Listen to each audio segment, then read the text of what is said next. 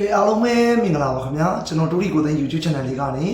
ကိုသိန်းရဲ့မိတ်ဆွေကိုမတွေအားလုံးပဲဥဒတော်ကိုမတွေအားလုံးပဲတူရီရောက်မကြံမင်္ဂလာပါလို့ကျွန်တော်ရဲ့ဂူရီဘိုင်ကနေအားလုံးကိုဥသောပထမအနေနဲ့ကျွန်တော်နှုတ်ဆက်လိုက်ပါတယ်ခင်ဗျာကိုသိန်းရဲ့ဂူရီဘိုင်လေးကိုကြည့်ရှုတဲ့ချိန်ကနေစပြီးတော့ကိုသိန်းရဲ့ကိုမတွေအားလုံးပဲစိတ်ချမ်းသာခြင်းကိုယ်ကျမ်းမာခြင်းများနဲ့ပြည့်စုံနိုင်ကြပါစေခင်ဗျာနောက်နေ့ရက်တိုင်းမှာလည်းမင်္ဂလာရှိတဲ့နေ့လေးတွေမင်္ဂလာရှိတဲ့ရက်ကလေးတွေကိုပိုင်ဆိုင်နိုင်ပါစေစိတ်သွားတဲ့ကိုပါလောဆန္ဒတွေနဲ့တို့ကကြီးပြည့်စုံပါစေလို့ကျွန်တော်ကိုသိန်းကအားလုံးကိုဥသောပထမအနေနဲ့ဆုံးမအောင်လေးတောင်းပေးလိုက်ပါတယ်ခင်မိတ်ဆွေကိုမတွေအားလုံးပဲမင်္ဂလာပါခင်ဗျာမင်္ဂလာရှိသောညချမ်းလေးပါမင်္ဂလာရှိသောညနေခင်းလေးပါခင်ဗျာเนาะကျွန်တော်မိတ်ဆွေကိုမတွေကဲကျွန်တော်ဒီနေ့29ရက်နေ့မှာတော့လုံးဝကိုအောင်ပွဲနေ့ပဲဗျာเนาะကျွန်တော်မိတ်ဆွေကိုမတွေအားလုံးပဲကဲကိုသိန်းကိုမတွေအားလုံးပဲကျွန်တော်ဒီနေ့မှာတော့လုံးဝကိုအောင်ပွဲနေ့ပဲဒီညနေမှာကျွန်တော်တို့တခွက်ကောင်း16เนาะ16တခွက်ကောင်းအောင်မြင်သွားတယ်ညနေမနက်ကတော့ကျွန်တော်ပတ်တိပေးထားတဲ့တရေဖြစ်ဩကွက်တွေကလက်ဆောင်မွေးကွက်အောင်သွားတယ်เนาะကျွန်တော်ပေးထားတဲ့လက်ဆောင်မွေးကွက်ကိုသိန်းကိုမတွေအားလုံးပဲ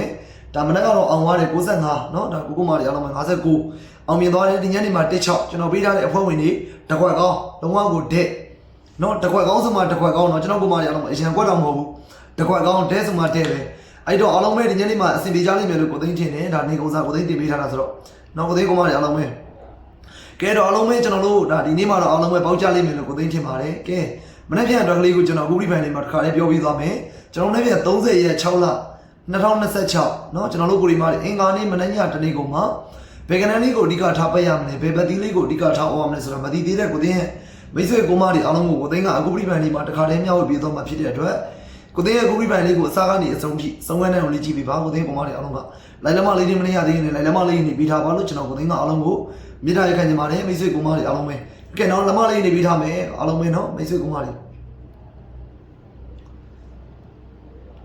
ကဲကိုသိန်းကိုမတွေအားလုံးပဲကိုသိန်းတို့ဒါဒီနေ့တနေ့ကိုမှတော့လုံးဝကိုအောင်မြင်သွားတယ်เนาะဒါမနက်ကလည်းကျွန်တော်အဖွဲ့ဝင်မွေးကွက်အောင်တယ်ဒီညနေမှာဆိုတစ်ခွက်ကောင်းနေတိုက်တစ်ခွက်ကောင်းเนาะဒီညနေမှာဆိုတစ်ခွက်ကောင်းအောင်တယ်မနက်ပြန်မှာလည်းကိုသိန်းတို့ဆက်လက်ပြီးတော့အောင်ပွဲခံနိုင်အောင်ကိုသိန်းဘက်ကနေအကောင်းဆုံးလေးကြိုးစားပေးထားပါတယ်ကိုသိန်းကိုမတွေအားလုံးကိုเนาะကိုသိန်းကိုယုံကြည်မှုရှိတော့ကိုသိန်းကတန်းကိုထိုးခြင်းတယ်ဆိုတဲ့ကိုမတွေအားလုံးကကိုသိန်းရဲ့အခုဒီဖိုင်လေးကိုအစကနေအဆုံးထိစုံမနိုင်အောင်လေးကြည့်ပေးပါခင်ဗျာလိုက်လက်မလေးဒီမနေရသေးတဲ့ကိုမတွေအားလုံးကလည်းလိုက်လက်မလေးနေပေးထားပါမယ်เนาะချက်တော်မျိုးတွေအားလုံးပဲကဲဒါဆိုကိုသိန်းကနန်းလေးတွေစတင်ပြီးပြောပေးမယ်တေချာလေးလိုက်မှတ်ပေးကိုသိန်းတို့30ရက်6လ2026เนาะအင်္ဂါနေ့မနေ့ညတနေ့ကုန်မှာပရမဲ့ပတ်တီးကကိုသိန်းကိုမတွေအားလုံးပဲเนาะကျွန်တော်တို့10ပတ်တီး1ပတ်တီးပဲဖြစ်ပါတယ်1ပတ်တီး10ပတ်တီးပါเนาะကိုသိန်းကိုမတွေအားလုံးပဲကျွန်တော်တို့မနေ့ပြန်30ရက်6လ2026အင်္ဂါနေ့မနေ့ညတနေ့ကုန်မှာပရမဲ့ပတ်တီးက3ပတ်တီးကျွန်တော်တို့3ပတ်တီးတော့ဖြစ်တယ်1ပတ်တီး10ပတ်တီးပဲဖြစ်ပါတယ်เนาะကျွန်တော်တို့30ရက်နေ့မှာတစ်ပတ်ဒီ10ပတ်ဒီအလားတနေကုန်းစာအတွက်ပါအခွေကတော့ကျွန်တော်တို့ခွန်3နာပြီးပေါက်ခွေပါခွန်နာ3เนาะခွန်နာ3အပြီးပေါက်ခွေပါခင်ဗျ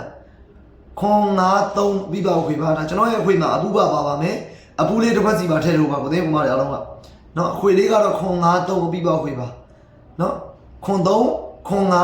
3နာဆိုပြီးတော့3ခွက်ထွက်မယ်ကျွန်တော်ရဲ့အခွေကเนาะခွန်3ခွန်နာ3နာဆိုပြီးတော့3ခွက်ထွက်ပါမယ်ဒါကိုသိရဲ့အခွေလေးပါเนาะမိတ်ဆွေကုမားတွေအားလုံးပဲ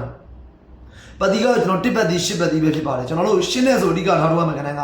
83 84 85 8ခွန်ပါနောက်ကိုသိန်းကိုမလည်းအားလုံးပဲ83 84 85 8ခွန်ပါဒါကျွန်တော်တို့ရှင်းတဲ့ဆိုအဓိကထားတော့မှမယုံကနန်းလေးတွေပဲဖြစ်ပါတယ်ခင်ဗျာနောက်အားလုံးပဲကျွန်တော်ပြီးသွားရင်ကျွန်တော်တို့တင်းတဲ့ဆိုအဓိကထားတော့မှခဏကတင်းနဲ့13 14 1ခွန်ပါနော်တင်းနဲ့13 14 1ခွန်ပါနောက်မိတ်ဆွေကိုမတွေအားလုံးပဲ1 2 1 3 1 4 1ခွန်ပဲဖြစ်ပါတယ်ဒါကျွန်တော်အကြိုက်ဆုံးအနေနဲ့ရွေးထုတ်ထားတဲ့မယုံကနန်းလေးတွေပဲဖြစ်ပါတယ်ခင်ဗျာအားလုံးပဲရှင်းနေဆို83 84 85 8ခွန်ပါ83 84 85 8ခွန်ပါကျွန်တော်1နဲ့1 2 1 3 1 4 1ခွန်ပါကဲအကြိုက်ဆုံးအနေနဲ့နှစ်ကွက်ကောင်းလေးကတော့ကျွန်တော်တို့85နဲ့1ခွန်ပဲဖြစ်ပါတယ်နော်ကိုသိန်းအကြိုက်ဆုံးအနေနဲ့နှစ်ကွက်ကောင်းလေးကတော့85နဲ့1ခွန်ပဲဖြစ်ပါတယ်ကိုသိန်းကိုမတွေအားလုံးပဲတစ်ကွက်ကောင်းလေးကတော့ကျွန်တော်တို့85ပါမနေ့ဖြစ်မှာနော်အကြိုက်ဆုံးအနေနဲ့တစ်ခွက်ကောင်းလေးကတော့85ပဲဖြစ်ပါတယ်ကိုသိန်းကိုမတွေအားလုံးပဲကဲဒါဆိုကိုသိန်းနောက်တစ်ခေါက်ပြန်လည်ပြီးပြောပြီးမယ်အားလုံးပဲတေချာလေးတိုင်းမှတ်ပြီးမာရနာလေးဖြစ်မှာဆိုတော့နော်ကျွန်တော်မနေ့က30ရက်6လ2026အင်္ဂါနေ့မနေ့ညနေကုန်မှာပတ်ရမဲ့ပတ်တီးလေးကကျွန်တော်တို့3ပတ်တီး10ပတ်တီး1ပတ်တီးပဲဖြစ်ပါတယ်ကျွန်တော်တို့3ပဲပြောနေတယ်1ပတ်တီး10ပတ်တီးပဲဖြစ်ပါတယ်အခွေကတော့ခွန်3နာပြီးပေါက်ခွေပါခွန်3နာပြီးပေါက်ခွေပါခွန်3ခွန်9 3နာဆိုပြီးတော့3ခွက်ထွက်မယ်ကျွန်တော်ရဲ့အခွေလေးကနော်အားလုံးပဲပြီးတော့ကျွန်တော်တို့ရှင်းတဲ့ဆိုအဓိကထားတော့မယ်ခဏက83 84 85 8ခွန်ပါ83 84 85 8ခွန်ပါတင်းနဲ့ဆိုရင်1 2 1 3 1 4 1ခွန်ပါ1 1နဲ့1 3 1 4 1ခွန်မှာနှစ်ကွက်ကောင်းသည်85နဲ့1ခွန်မှာတစ်ကွက်ကောင်းလေးကတော့ကျွန်တော်တို့85ပါဗျကဲဒါဆိုအားလုံးပဲကိုသိန်းရဲ့ free file လေးကိုတစ်လုံးနဲ့ပေးချင်တာဝင်ယူပါမိတ်ဆွေကိုမတွေမနေ့ဖြစ်မှာလဲဆက်လက်ပြီးတော့ CP အောင်ဝဲခံနိုင်ကြပါစေလို့ကိုသိန်းအားလုံးကိုစမမောင်းတောင်းပေးခဲ့ပါတယ်အားလုံးပဲပိုင်းပြန်ပါနော်